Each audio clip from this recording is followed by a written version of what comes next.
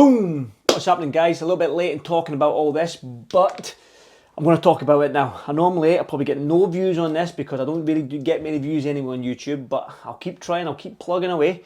Chris Eubank Jr., Conor BENN have finished their two-day launch press conference for their fight. I was at the one in Manchester, the one where Chris Eubank smashed the egg over Conor BENN's face. And where I was situated to the, as you look at them, I was situated to this side of Conor. So Conor's back was to me.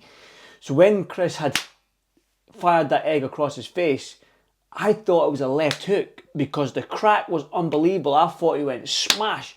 I just thought, I'm ending this now, and just threw a nasty left hook.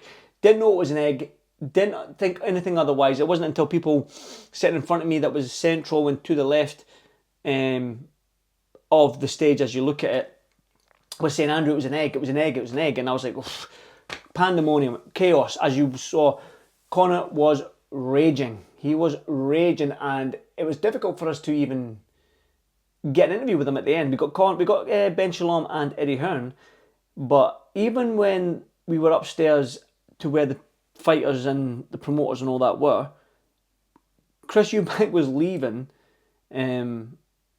with security surrounded around him, throwing an egg up like this.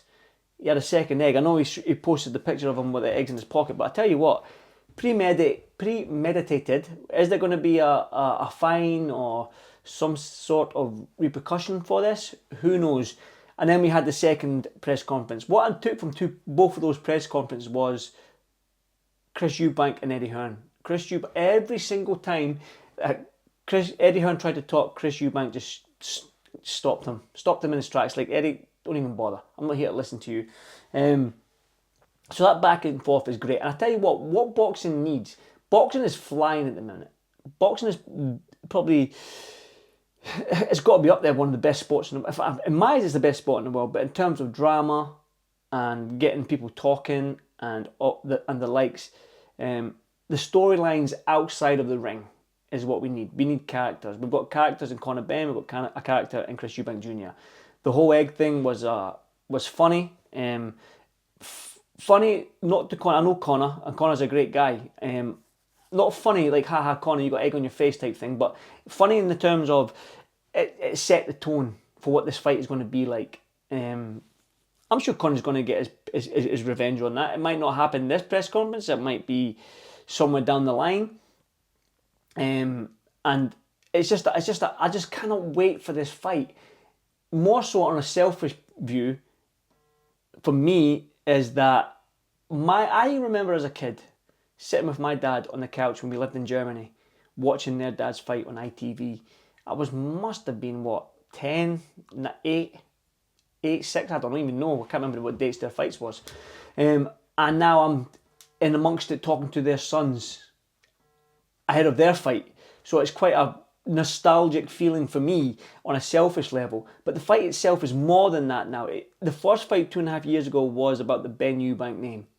Now I get that. I get it. It was about the fathers and the legacy and all that. But there's more to this fight now, the hatred between these two fighters.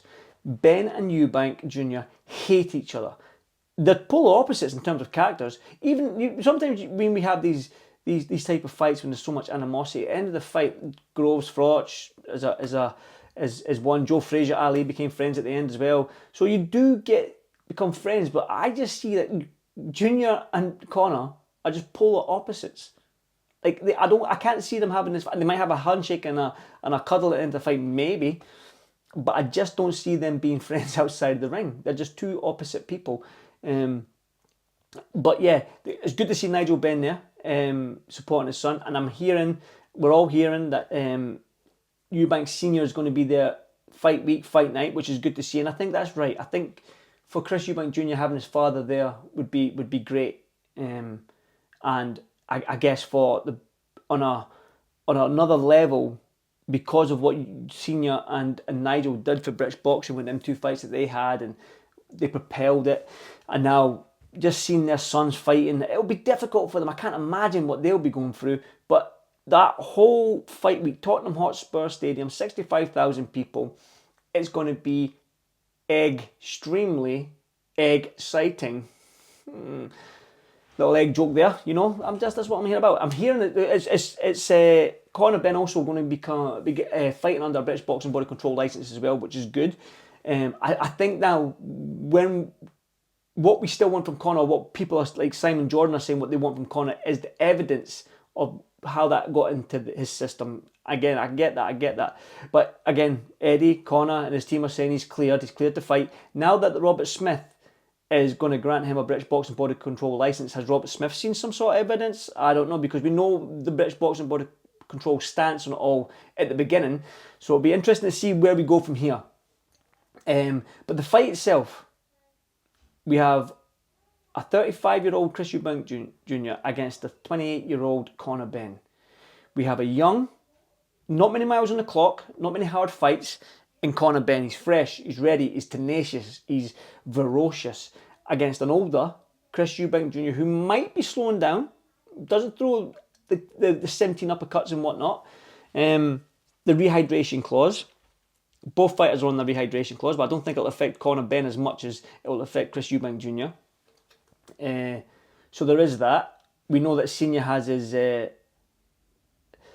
worries about that. But so there's loads of variables going into this fight. Is Chris Eubank too big for Conor Benn? Is Chris Eubank Jr. too experienced for Conor Benn? Is Conor Benn too young, fresh, tenacious for Chris Eubank Jr.? Is the rehydration clause going to be a problem? So we're going to see these things in here, and that's what I love about boxing, because as much as we have the product inside of the ring with the fights, sometimes grasping the imagination of the average Joe on the street, we don't have it because they're not pure boxing fans.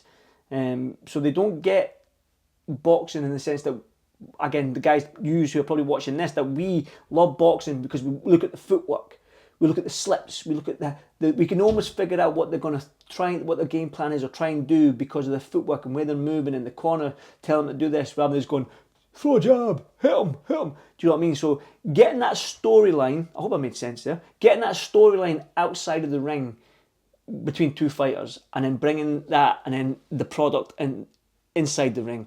So the product outside of the ring is good, I think, because it's a storyline, and then the product inside of the ring is good. And that just, as an ingredient for a fantastic event, more so than a fight. It's an event, it's going to be a great event, I cannot wait for it. I just think, I don't know, it's just one of them, because like I said to you, there's so many variables in this fight, and it's so many talking points as to who's going to win. So let me know what you think. I always leave a pinned comment, so underneath this is a pinned comment, reply to it, let me know what you think. If you watched the video, let me know.